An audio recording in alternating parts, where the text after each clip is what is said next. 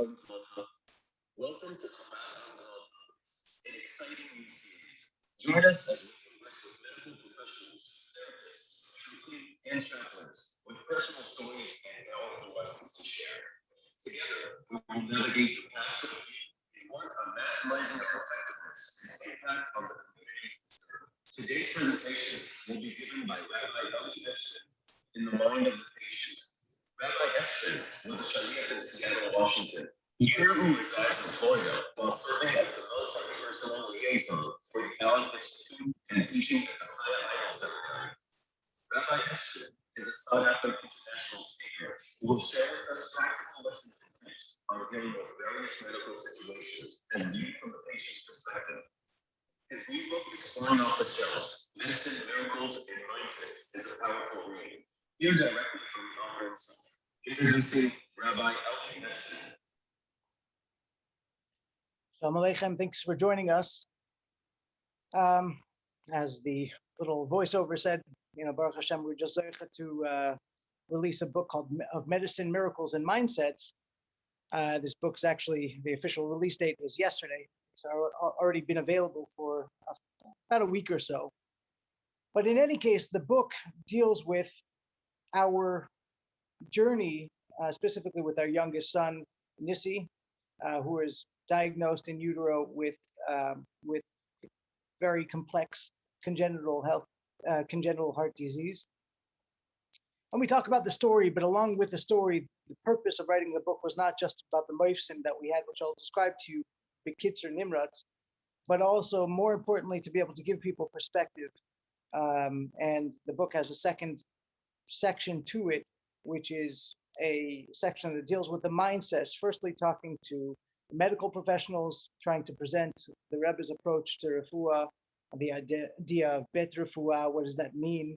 The idea of nitn reshus l'reifim l'rapos, and not to predict those kind of inyanim, as well as several other ideas, as well as also conversations with people going through medical crisis, as well as people trying to help out. So this presentation is really going to be focused primarily on people helping people within medical crisis. What do you do? How do you help that? And obviously, you are experienced people. You have, generally speaking, I'm sure you have a tremendous amount of experience.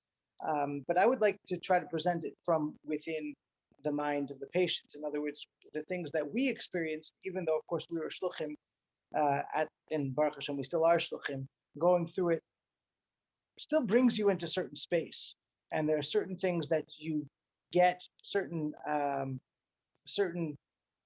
assistance from people that you get that's extremely helpful, and certain ways that people try to reach out, which is unfortunately not so helpful. And so we'd like to try to evaluate some of these elements and present them to you.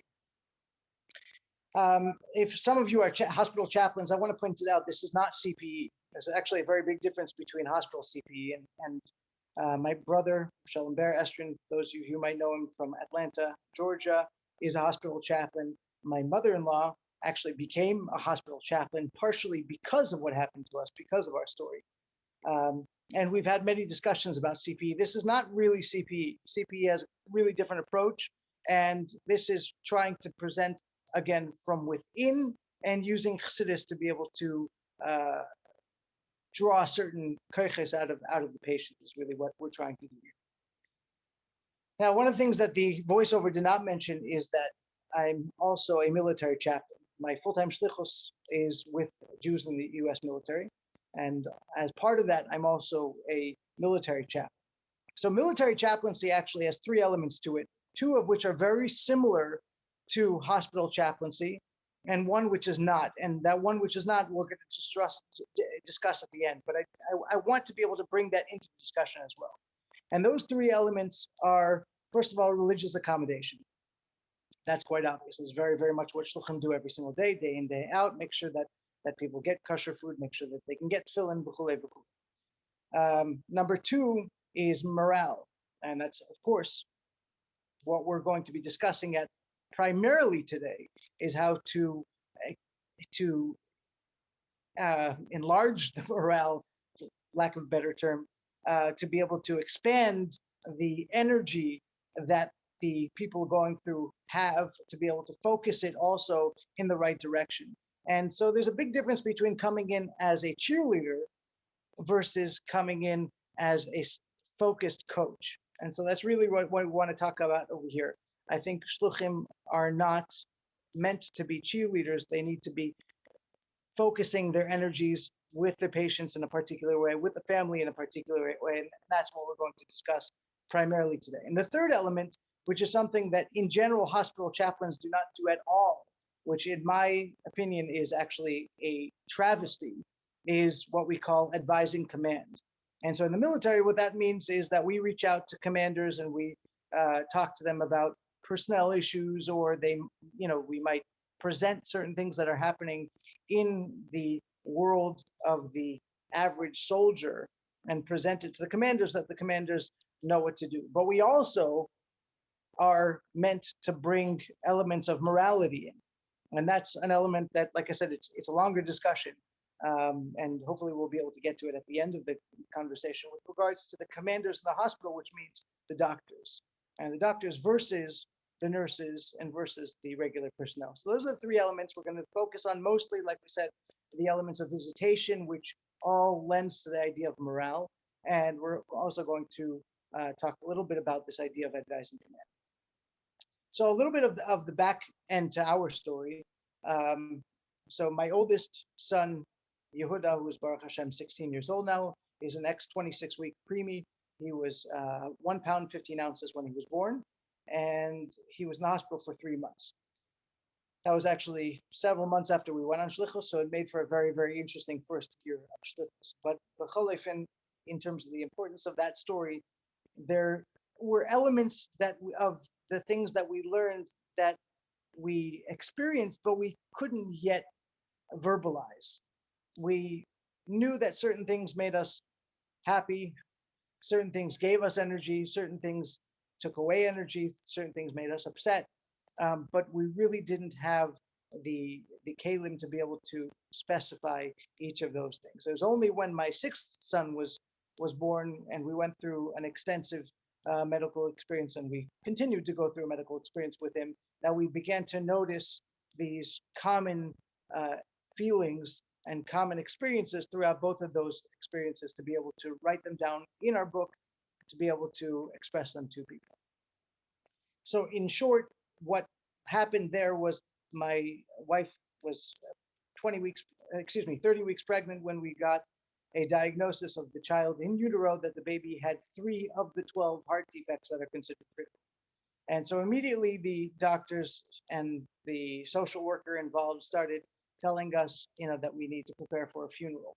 It's a very, very difficult period of time. We took the Rebbe's approach in terms of getting a second opinion, consulting a Roifei Yedid, and the Roifei Yedid actually was not frum, and we didn't realize at the time that he wasn't much of a Yedid. He was Jewish. We considered to be friendly with. We thought we were friendly with him, but to make a long story short, we asked him to be involved with the case and to be an advocate for us, and he actually, when the baby was born, he actually prevented us from going into surgery. It's a long story. Don't want to get into all the details, but the point of the matter is that from when the baby was born, the expectation was that the baby was going to die any minute. And this went on through 4 days. During those 4 days, we were trying to figure out why we weren't seeing a cardiologist, why we weren't seeing any doctors besides for this one guy that we asked to be an advocate, and was not specifically a cardiologist. He was a neonatologist. To make a long story short, the baby was born Monday. Thursday, we finally left the hospital. They pushed us into hospice care. We didn't really know what we were going to do with ourselves, but we knew that we needed to get out of the hospital to be able to reassess the situation and figure out what we're doing next. And the next morning, Friday morning, I called Children's Hospital and I said, at the very least, even if you're not going to do surgery, because this doctor had told us that Children's Hospital refused to do surgery on a child that was this complex, at least hold him until we find a hospital that is willing to keep and take care of him. So the doctor that I was speaking to reacted in absolute shock, and she said, actually, we were expecting you guys. We were told that you refused surgery. He said, we absolutely did not. And she said, in that case, how quickly can you get here? I said, 5 minutes.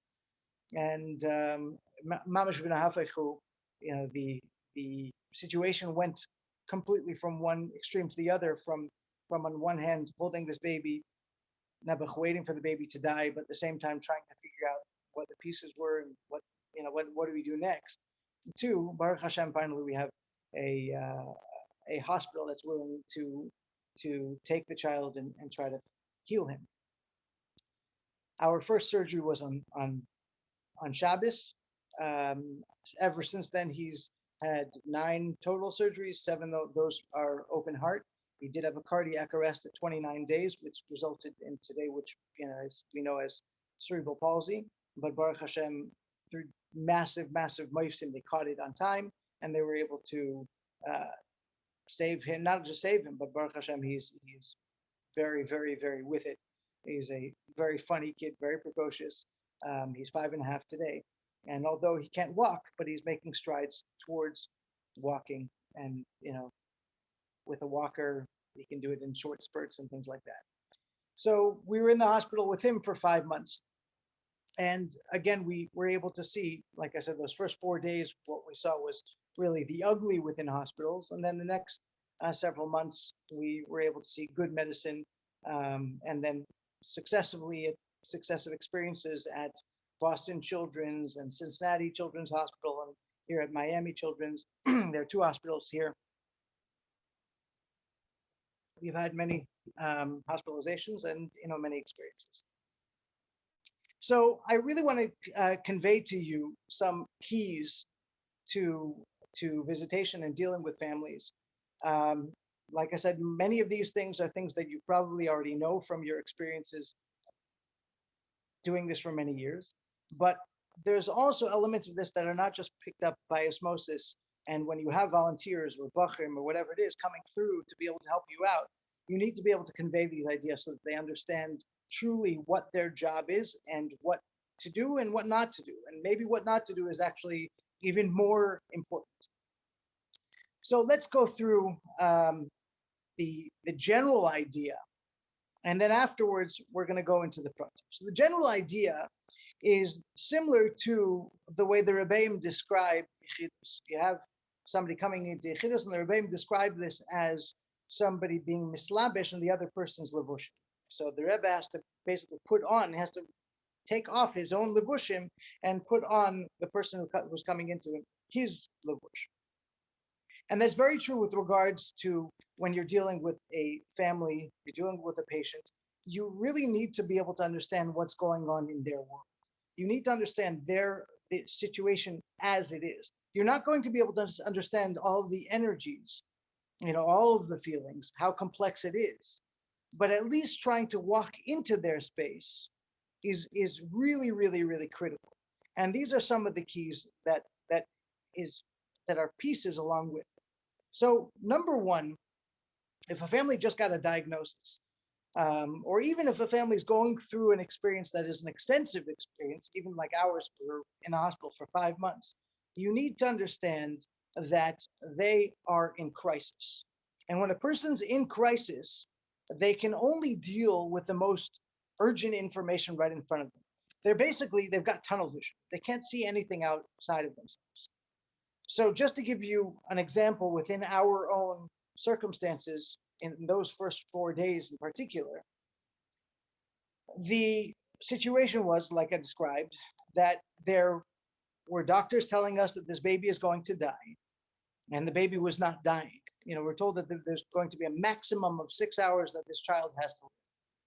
Now, the easiest thing at a certain point is that the baby is not dying, and they're not giving us new doctors to come see him. There's no assessment of the situation. He's getting no medical care whatsoever. Leave the hospital. But that idea actually never came up in our heads. And the reason why was because we were completely focused on the situation as it was. I like to say we were indoctrinated, so to speak, with the impending death of the child.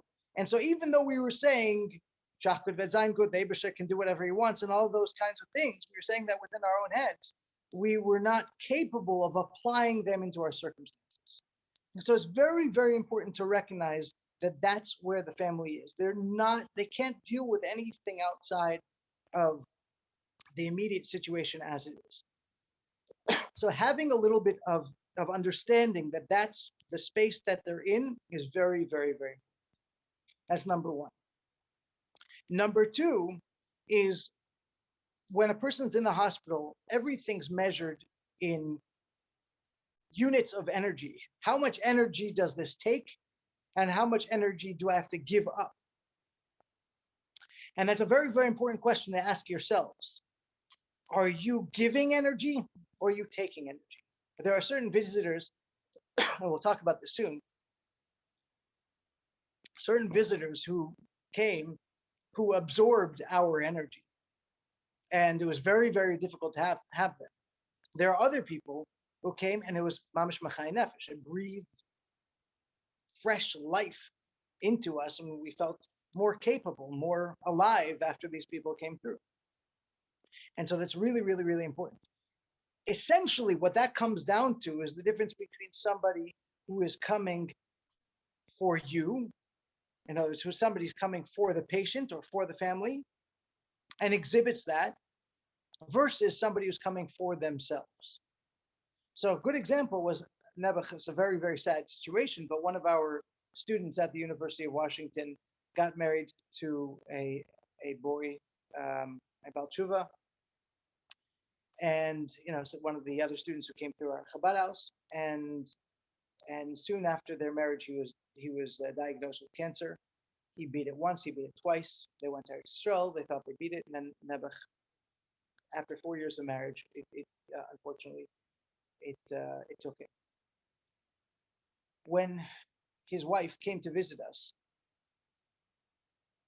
the entire conversation was cast in the parameters of her experience with her husband. And it was absolutely exhausting. She stayed for a long time. She definitely overstayed her welcome, but she was trying to gain some catharsis by being there for us. And I don't think this was something that she understood. I don't think she was actually feeling or knowing what she was doing. But after the fact, that's what it seemed like it was. And she was reliving some of those experiences, and it was absolutely exhausting for us. On the other hand, there were some friends who came.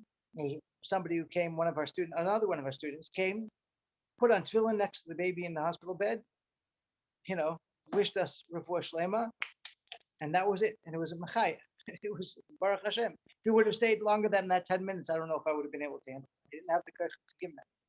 So it's very, very important to be able to know, again, am I coming here for myself or am I coming here for the family? So that's really, really important. Now, of course, we want to come and visit. We want to be there for them. It's actually more than just that we want to. We need to actively pursue those opportunities. There were some people that actually did that, and there are some people who didn't. And I know of situations where I had to let go of negative feelings because certain people that I knew should have come visit us. There was a person that I called up, and I don't want to say any more details, but basically I gave this person the Ibrahim Cup. I said, my hat that you haven't come to visit us. And that was just because after 4.5 months, we needed to see this person. And so therefore we actually reached out. As Shluchim, you need to reach out. You need to communicate. Now, if they don't pick up the phone, don't say, okay, they're ignoring me. Because they might be dealing with a crisis. They might be in conversation with the doctor. They might be sleeping for the first time in who knows how long. Send them a text message, send them a WhatsApp message. They will communicate back with you when they can. And so that's really, really important. Communicate with them and ask them, when is a good time to come? I don't want to come for a long time, but I do want to see you. I do want to be there with you. And it's very, very, very important. And along with that, also, and this is a little bit different because of the fact that COVID is having such such wreaking havoc. Different hospitals have different ways of dealing with this. And nowadays, maybe Zoom conversations with people is the way to go. I don't know. But in any case, if you are actually being able to visit them personally, make sure they know who you're taking with. You have a 14-year-old Bachar in the house and you want to take him from Psoim, make sure that's okay with them. Lav dafka, they want to see that 14-year-old. Your child, you have a baby. Sometimes they want to see the baby, sometimes they absolutely do not. And that's really, really important to be able to communicate with them. Is it okay if I bring this person with me? Is that fine? Communicate, communicate, communicate. When you get there, make sure that you're not just dealing with the patient, but also check in with the caregivers as well. Sometimes it's easier to be the sick person because you're getting all the attention, but the caregivers who are pashut ad mitzvah nefesh, they're losing their mind because of everything that they need to stay on top of all the details of medical care and all the different doctors who are giving them different information. Express concern for them as well. Make sure that they're addressed, make sure that they're dealt with, make sure that their pain is recognized and that their exhaustion is recognized. And of course, along with that, are you eating? We talk about in the book that in general, time in the hospital doesn't really work the same as it does in the rest of the universe. The rest of the universe, it seems like, 1 second follows a second, and 1 minute follows another minute. And in the hospital, a minute can be eternity. A day definitely feels like a week, depending on what you're going through, what the situations are, and all that kind of thing. So it's very, very important to realize oftentimes people are going through for a tremendous amount of time without eating because they're not even thinking about it. They're dealing with only crisis, crisis, crisis, or they're dealing with care, care, care, and they completely forget to deal with themselves. And this is, of course, something that Shluchim do all the time. Bringing food, bringing hot food is just absolutely phenomenal. When we were in Boston, the Shluchim were incredible to us. We were, of course, in Seattle. The Shluchim, arrange meal trains and all that kind of thing. But meals in the hospital are really, really, really very, very important. Now, along with those things, I want to talk about something else. And this is the question of how we express ourselves to people.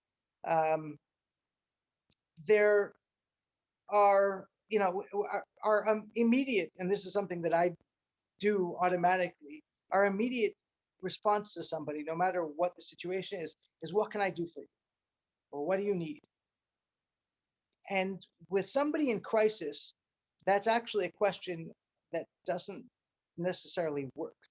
And the reason why is because their mind is so focused on the pratim that they have in front of them that they can't deal with anything outside that. And so therefore, I'd like to suggest that we train ourselves or retrain ourselves to ask very, very specific questions. Would you like pizza or would you like soup tonight? Have you eaten today? Are you a vegetarian? Do you like salad? Basically questions that are going to elicit specific answers. Do you have somebody to pick up your kids from school today? I'm in the store.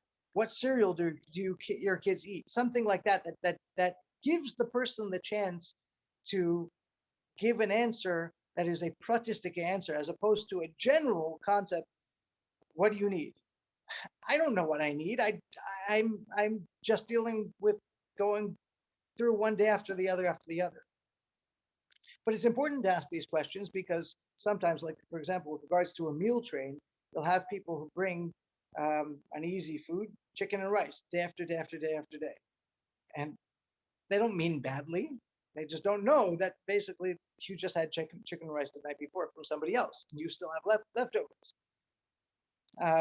They don't know that the kids don't eat chicken and rice. And so it's very, very important to be able to communicate with them, to find out bepratistic in a very detailed way, not to interrogate them, but just to find out and to be able to elicit information without putting them under pressure, to be able to get some information as to what specifically you can help specifically. The real stress on that word specifically.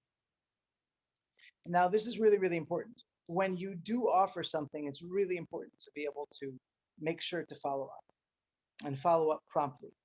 I was just talking to a fellow shliach this morning and telling him about this call. and he told me that he was involved with Friendship Circle when it first started, and he was talking to several special needs families, and he told them that he would he would like to help out, and their response to him was very interesting. He said, "We'll be happy to receive from you, but on the condition that you follow through." When people are in crisis and people promise gedolos v'neflois and they don't follow through, that's something that is absolutely exhausting and it's really frustrating. So let's say you promised dinner, and so they're waiting for dinner. Now they could have sent somebody out to the store to go get, and they didn't. So now they're just waiting. And let's say you come an hour late. For them, it's not an hour late. For them, it's an hour of waiting, waiting, waiting, waiting. All that energy that we discussed before has been kind of gone, and you don't have anything left. You don't have the extra energy to give. The energy is dissipated. So when the person finally comes, instead of Yashar Koyach, it's like, well, eventually you finally got here. Thank you. But there's an element of that that's very, very important. Try to be very, very prompt, and and obviously it's much better to be emor ma'at laseh harbe as opposed to making promises and not following through. Now, here's something that is really, really important, because when we talk about our job as shluchim, oftentimes our job as shluchim is to present certain things, to present perspectives. So, for example, an automatic that whenever somebody goes in the hospital, the very first response for many shluchim, and rightly so, is trachkud vezayin. I can tell you that when people told us that for the 9 weeks before my son was born, it was unbelievably painful. And that was even though we were trying our best to take a good. Here's my wife, she's carrying this baby, and the doctors are saying that the baby is not going to live. So easy for you to say good. It's much more difficult for me.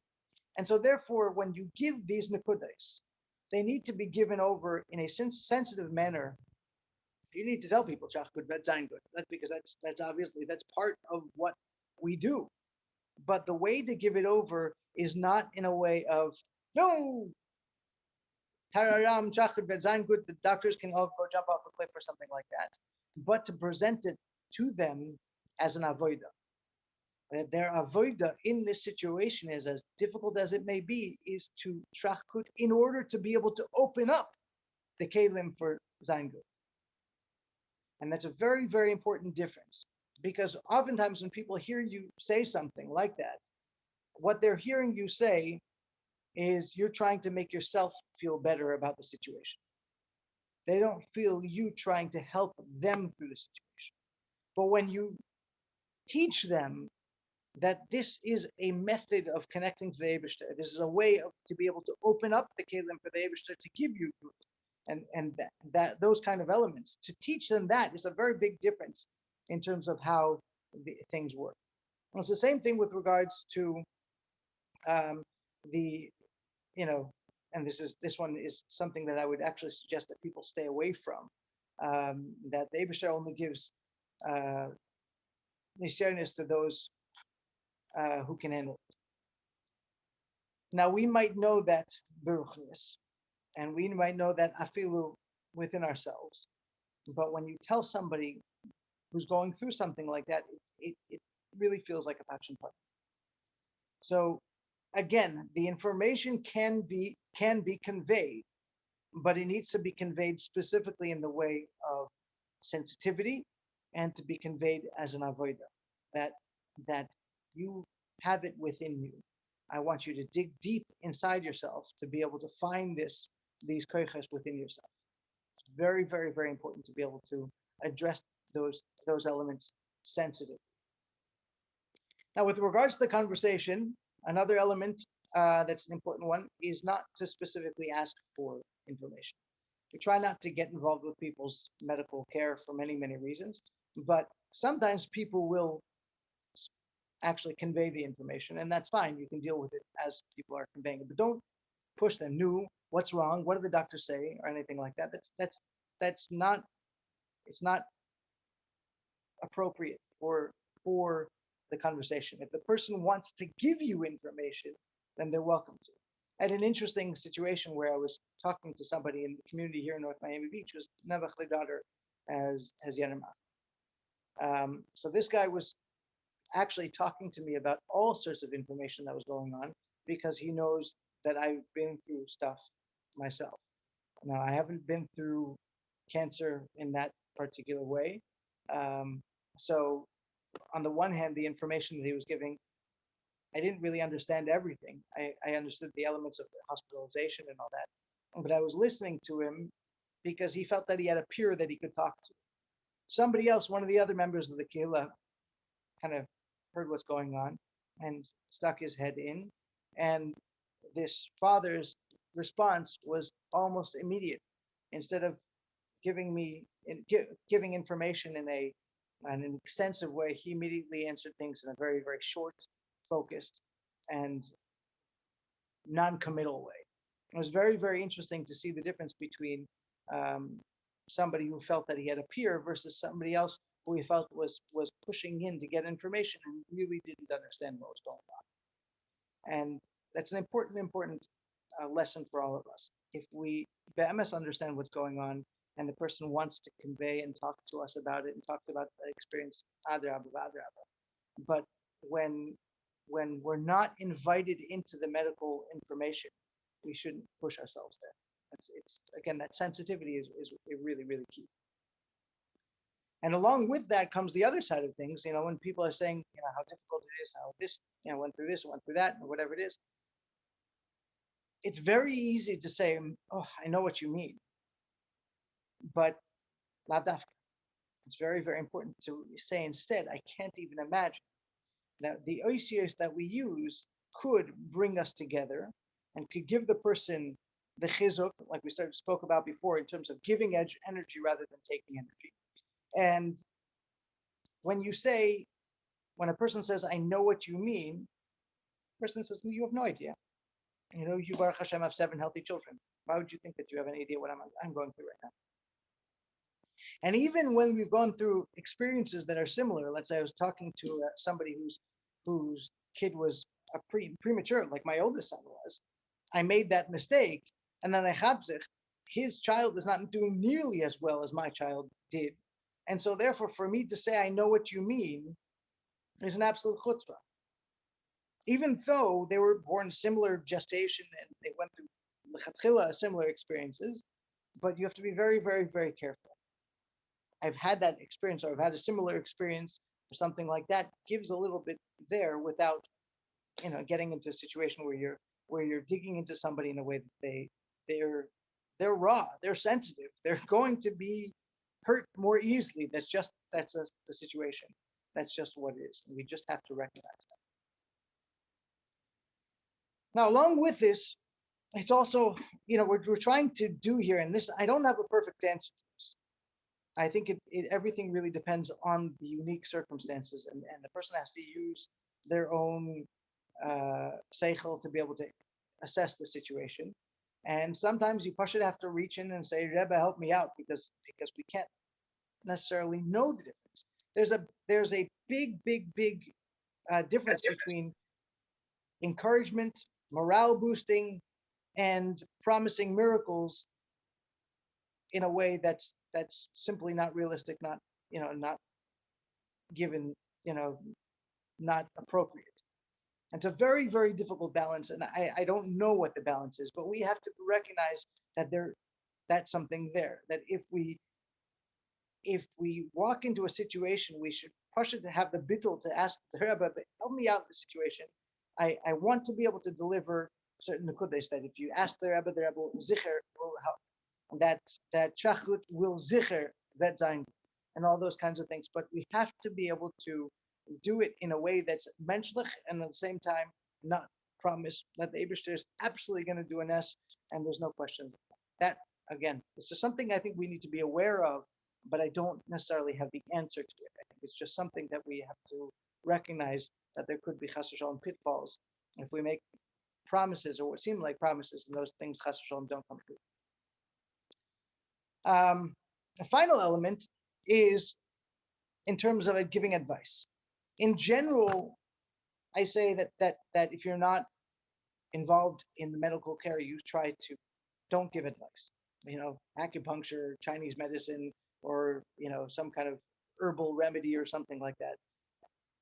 Don't get involved. That I would strongly suggest that people stay far away. But there are circumstances where you should get involved. Like in our situation where we were not getting medical care. And there were Shluchim who came to visit us. There was even a doctor that came to visit us, a friend of us who was a doctor. And they did not give us any advice because of the fact that, why should I get involved? Here's the situation. But what they should have recognized, and again, I don't hold this against them, but just looking at the circumstance, was that the situation was such that they could have suggested, hey, if you're not getting proper medical care, leave this hospital, go find someplace else that can take care of you. And like I said, because of our own tunnel vision, we simply didn't realize that was an option. So there are circumstances where, because the hospital situation, the hospital business is what it is today, and they do move people out into hospice care because it's a money-making business, and unfortunately, doctors do make decisions on a regular basis based on financial decisions, not based on the needs of the individual patient. That is absolutely a fact. I've been telling this story for 5 years now, and I've heard way too many horror stories from all across the country, from big hospitals and small hospitals, big cities, small cities, you name it, about people and situations where doctors made decisions based on stuff that was not in the patient's best interest. You need to be able to stick up and advocate in the right circumstances. And some of that we're going to discuss in a moment, but the basic elements of talking to the family, do you feel like you're getting proper care? If you're not getting proper care, what are your options? What other options could you have? Have you thought about going to a different facility? Have you thought about going to a different hospital? What would it take to go to a different hospital to be able to get get better care than you're getting here? And it's really, really important to be able to recognize that if you read the situation, this might be a situation where the hospital is killing the person. And it's up to you to be able to stand up and get involved.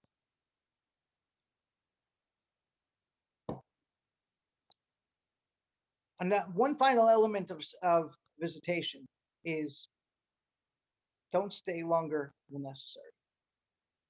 Short and sweet will win. On the other hand, if you're running out, if it looks like you're running out, that can also be a little bit of a busha, so it takes a little bit of sensitivity and tact.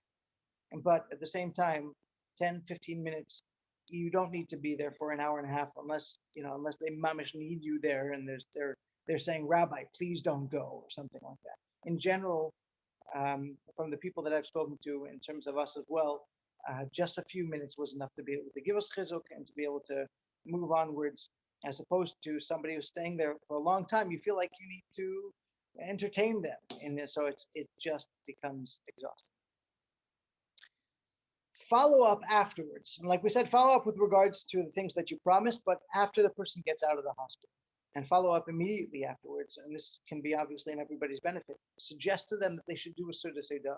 Oftentimes people just want to run away from the hospital experience. They want to drop it all and pretend it never happened.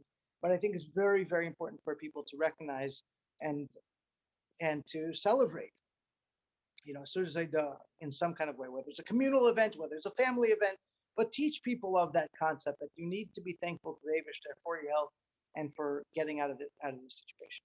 So those are some general approaches, just to go through them quickly in a list form for those of you who are not here the entire time. Number one, remember the family is in crisis, so therefore recognize that, and recognize that what they're dealing with is always in a crisis mode situation. Number two, assess what you're doing in terms of energy. Are you giving or are you taking energy? They have limited energy, and you need to make sure that you're not absorbing their energy. Number three, don't wait for them to communicate with you. You need to call them. If they're not picking up the phone, text them. WhatsApp. Coordinate times, communicate with them. And then when you get there, make sure that the caregivers are being taken care of as well. Ask for specific information, what you can do to help, rather than general concepts. What can I do to help? Make sure to follow up on those offers. Don't be late. Don't be a emer harbe v'aseh ma'at. Be sensitive in conversation, both when it gets to ruchnius as well as when it gets to the conversation that you're having, whether it's your previous experiences. In general, let them speak more than you speak. That's in general a good piece of advice. Don't stay long, and like we said, follow up afterwards. Now, we also spoke about this idea of giving advice, and like I said, in the military, it's much more commonplace. It's really not every day. You don't have commanders dealing with personnel issues like this, where they're asking the chaplains for advice every single day. But it's known that this is part of what the job that the chaplains need to do. In the hospitals, it doesn't work that way as well. I joke about the hospital chaplains that their job is basically to peek their head in, say, hey, are you dead yet? If not, just let me know when you're ready to go, and I'll be happy to say your last rites. That's basically the attitude that we had with chaplains. We really did not have any particularly pleasant experiences with them, because we were self-confident in terms of ourselves, and certainly didn't need some galach to tell us what to do. But in general, a chaplain can do much more than that. But more specifically, the whole concept of advising leadership does not start where there's a crisis. It starts with the relationship with doctors. And this is, without question, this is something every single one of you can do. The question is, how much are you communicating with doctors on a regular basis and talking to them about the Rebbe's approach to medicine? The Rebbe's approach, there are several important stories, but number one is the idea of Bet Refuah versus Bet Cholim. Bet Refuah is a mission statement that your job is to heal. And that when a doctor knows that that's their responsibility, that is what they're supposed to be doing, to heal and nothing else, their entire mindset is different, because they're being taught in school that you are part of the hospital staff and you need to consider, and they frame it in terms of morality. The difference is the value of one bed versus another bed, one person's sickness versus another person's sickness. And like I said, they do frame it in terms of morality. And we need to teach them that's not what morality is. Morality is the patient in front of you. What can I do for this patient? What can I do to heal this patient? And that approach needs to be spoken to. You need to talk to every doctor that you know about this idea. That's number one. And along with this is the famous word from the Tzemach Tzedek, and not to predict. That you were given permission by the Eibishter in your specific field to heal. And so therefore your permission and the success of your responsibility is to heal. And therefore predictions are completely worthless. Predictions are b'chlal worthless, because when you talk about, let's say, 70% chance of life or whatever it is, it makes no difference what happened in the past to this unique situation. So in our case, there was a 0% chance that he would survive. There was literally zero. I'm not making this up. Absolutely 0%. He had no pulmonary flow between his heart and lungs. He didn't have it. So there's no way for him to be able to survive. And, Baruch Hashem, he's 5.5. There was no way for them to be able to stop the cardiac arrest, to know when the cardiac arrest was going to happen, to be able to get in there and to do CPR or any of those elements. But Baruch Hashem, he is where he is. And so therefore, it's important to be able to explain to them. The data gives you information of what has happened in the past, and that can give you a perspective on how to heal things. But the data is past data, it's not present data. And that's a very, very, very important element that we need to speak to doctors about on a regular basis, not just in crisis situations. And finally, there's a famous Yechidus, where the Rebbe spoke to a doctor and said that his fear was that computers would disconnect doctors from their patients, and the Rebbe was trying to tell them that you need to focus on the clinical information, in other words, what you have in front of you, as opposed to the data that you have on paper. And that is something that is a serious problem, and that's how Nebuchadnezzar almost killed my child, because his prognosis was he wasn't going to survive, and they were refusing to look at him from a clinical perspective, that he was breathing, that he was eating, that he was doing all the things that he needed to do, and so therefore that should have shown that yes, we can get this child to into surgery. So those are certain elements that is very, very, very important to talk to doctors regularly, and to be able to find different perspectives and different stories and different Verdlach in Chassidus and Gemara and wherever you can find a Vart, to be able to convince them this is the difference between a good doctor and Nebuch Tev Sherboy from the Chule. And this is really, really important, and a very important element of the Shlichus. So in short, these are some of the things that we've come across. The book, like I said, is Baruch Hashem available, of Medicine, Miracles, and Mindsets. We have a website, medicinemiraclesmindsets.com. You can buy it there. You can also buy it on at Judaica stores and on Amazon, although Amazon, we don't receive any of the money, the publisher does. So those are some of the perspectives, and I'd love to open the floor to questions.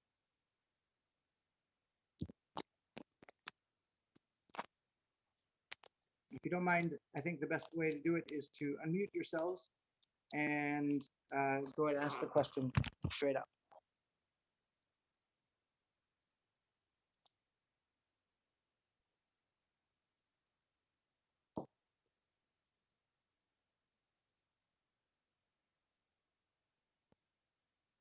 Rabbi Isai, don't be shy. Yeah, quick question. How do you define when to get involved in medical, the medical field, and when not to? Like I'm saying, where do you put the line? You have to be very, very careful. I think you have to look at the circumstance and follow the family's lead. And you can ask the family straight up, do you feel like you're getting proper care? If they say no, then that's a situation where you might want to start going weiter. It's even in a situation where a family might not be getting proper care, but they don't want you to get involved, they can consider that to be very, very, very invasive. And so I think that's the balance. You might say, look, given my experience, I don't think you're getting proper care, but you have to follow their lead, is what I would say. But is that a question that should be asked in general, or just if you feel that it's appropriate, then you ask that question? I think that in normal circumstances, it doesn't need to be asked, but it's not a bad question to have in your back pocket. When you feel somebody's stress, when you feel somebody's pain, it's definitely something that it's worthwhile to ask. And now that I'm even thinking about it, I don't think it's a bad thing to ask. Do you feel like you're getting the proper care here? Do you feel like your nurses, your doctors are listening to you? Are you getting the full picture? Are you getting information? Are they communicating with you? Do they care about you? Ask in those kinds of ways. Now that I think about it more, I think that it's probably a good question to ask on a regular basis. Are you saying even if you ask it, you should ask it like not like directly? Right, exactly. You're not trying to shove them into basically feeling, that the doctors are not there for you or whatever it is, but you want to find out, as part of the process of trying to take care of somebody, you want to find out, are they in the right place?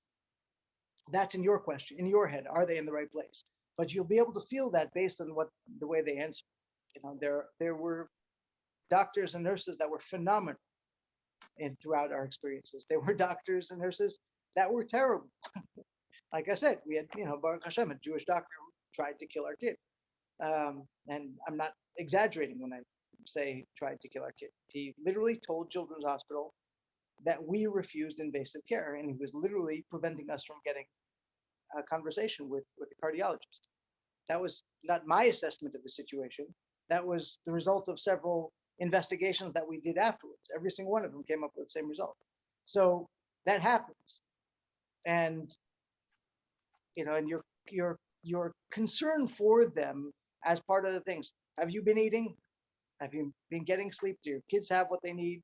Do you whatever other questions that you're asking that are specific individual questions? I think this should also be one of them. Do you feel like you're getting proper care?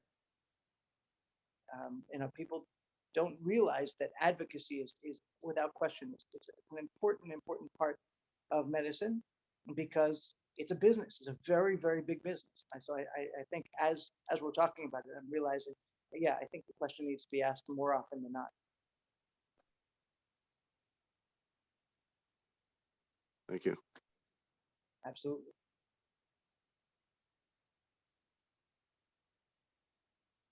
Please, anybody else?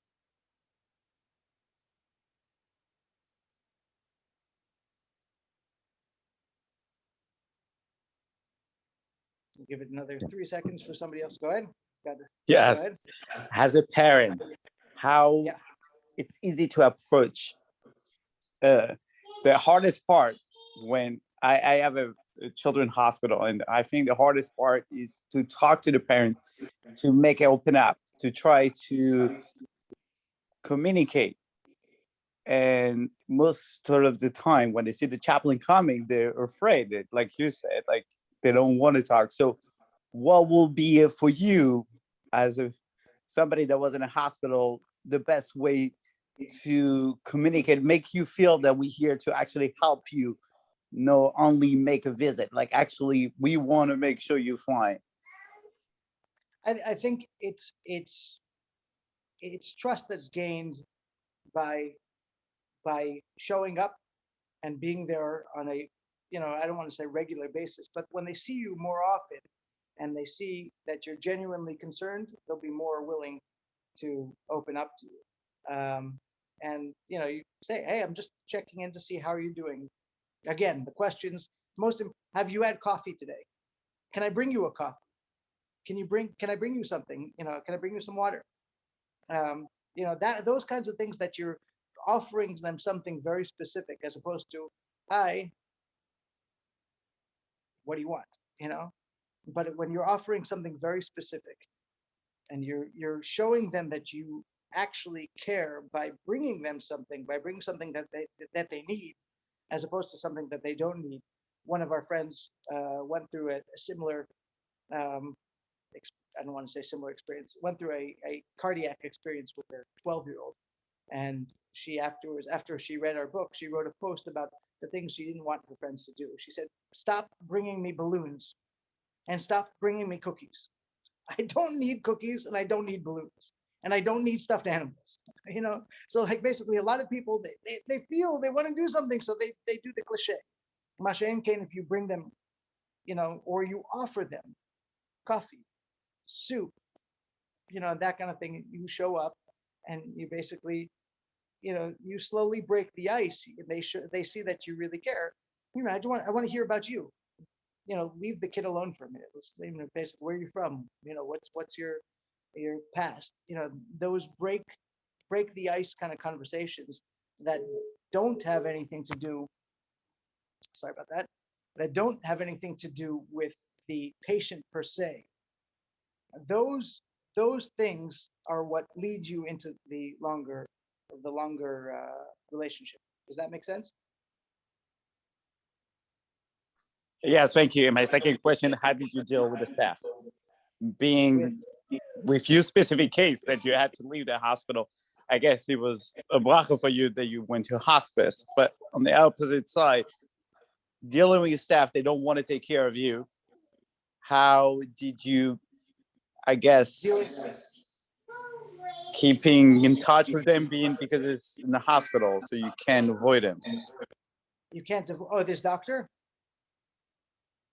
You're saying this doctor? Not only the. Oh, yes, I'm here. Not only the doctor, the staff, the nurses, the social worker, they're all in the same team in the end of the day. Right. Okay, so we had two different hospitals. So he was born at the University of Washington Medical Center, and then there was Children's Hospital. This doctor was actually a staff at both hospitals. So we actually thought that they were the same system, and that was part of the mistake, was not understanding that they're two separate hospitals that share some of the same staff. Sorry about that. And one of the things that we did, come on, sorry, people cannot talk to you right now. One of the things that we did, we told the staff that we were with at Children's Hospital, we do not want to see this doctor. We can't see him. And to be absolutely frank, we were afraid of seeing him. The anger at that point was so intense. And my wife, who is a very calm person, said, if I see him, I might just kick him. I mean, that was the reality. And so we said, please make sure that he does not come to our hospital bed. Please don't allow him in the cardiac ICU.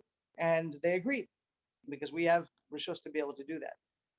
Later, a year and a half later, I did go to the University of Washington Medical Center to return, before we left Seattle, to return the DNR that they basically forced us to take home. And I refused to sign it back then. And so I felt like it was, a way of saying, go jump off a cliff, by returning the actual form. So I returned it to them. But after the fact, it was an incredibly stressful experience. And any time that we even passed that hospital was unbelievably painful. So in terms of dealing with the staff afterwards, I don't have any good answers other than stay away. It was very, very difficult. Thank you. Yep. Any other questions?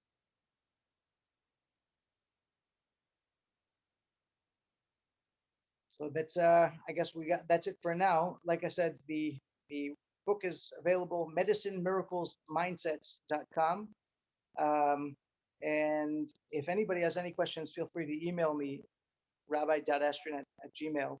But I want to thank you all, because the shlichus that you do is very, very, very, very special. You probably don't even realize how special it is. It's an extremely, extremely important one. And I think, of course, the clearest way of understanding that is the fact that the Eibishter himself comes to Avraham Avinu and is Mevaker Cholim. And if you look throughout Shas, you look up the milas of Bikur Cholim, it's really, really a powerful, powerful mitzvah beyond belief. And for the people who are there, it's something that's extremely, extremely invigorating. So thank you all. Atzlacha Rab Muflaga. And like I said, please let me know whatever I can do to be able to assist you.